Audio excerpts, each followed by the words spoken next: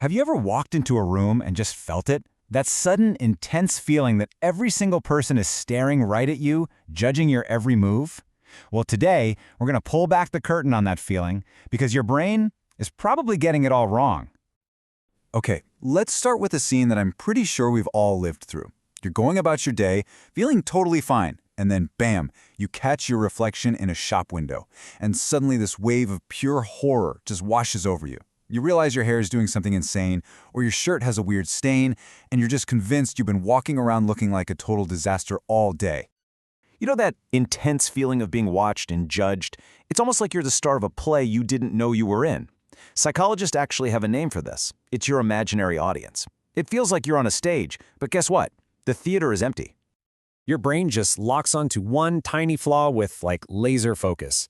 That little drop of juice on your shirt, to you, it's not a small stain. No, it's a giant, flashing neon sign broadcasting your personal failings to the entire world. And it's not always about how you look, right? Maybe you stumbled over a word in a big meeting. Your mind just grabs that one moment and plays it back on a loop, over and over again, and you become absolutely certain that's the only thing your colleagues are going to remember from the whole day. So all of this leads to this one single, powerful thought that just freezes you in your tracks. Everyone is staring. The whole world has stopped just to notice your mistake. But what if that's just a story? What if that's not what's happening at all? That feeling of being under a harsh glare, performing for an audience that isn't there, it isn't just some random quirk. It's a well-documented, well-studied cognitive bias, and it's called the spotlight effect.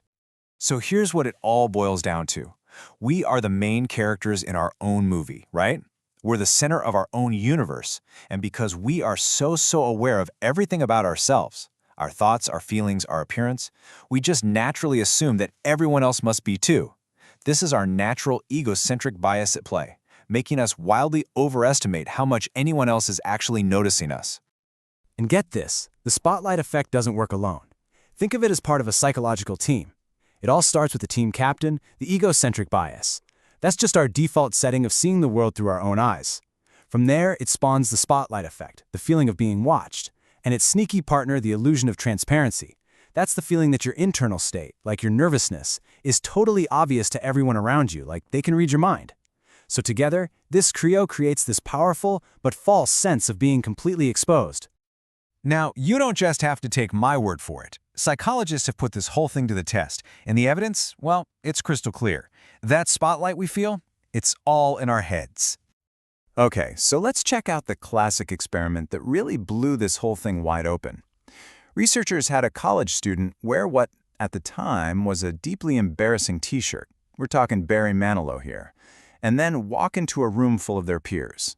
The student, totally mortified, of course, then had to guess how many people noticed the shirt.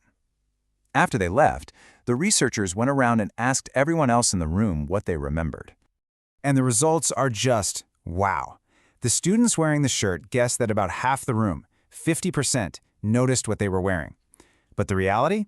Less than a quarter, just 23%, actually had any idea. We literally think we're getting twice as much attention as we really are. And here's the kicker. This isn't just about our screw-ups. The very same research shows we do the exact same thing with our wins. That brilliant point you made in the meeting, that great new haircut, we think it's way more memorable to other people than it actually is. Our entire social footprint is just inflated in our own mind. So, we know what the spotlight effect is, and we've seen the proof. But who cares, right? Why does this even matter? Well, it matters because living under an imaginary spotlight has very real costs. Believing everyone's watching you is a recipe for social anxiety. It makes us shy away from opportunities. You know, we don't speak up, we don't try that new hobby, we don't go to the party, all because we're afraid of being judged. It messes with our performance, and maybe worst of all, it makes us less, well, us. We start acting how we think people want us to, instead of just being our authentic selves. And listen to this. This is from the actual researchers who did the t-shirt study.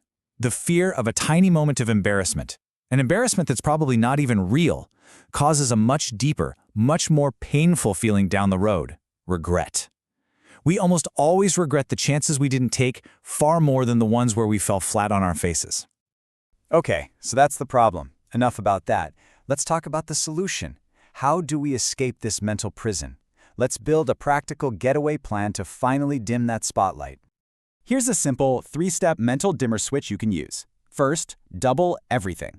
Since we know you overestimate attention by about half, try acting twice as bold as you think you should. You'll probably land right in the perfect spot. Second, think past the barrier. Don't aim for the limit of your fear, aim to go right through it. Just act as if the judgment you're scared of doesn't even exist. And finally, number 3, when you feel that hesitation creeping in, just ask yourself one very, very simple question.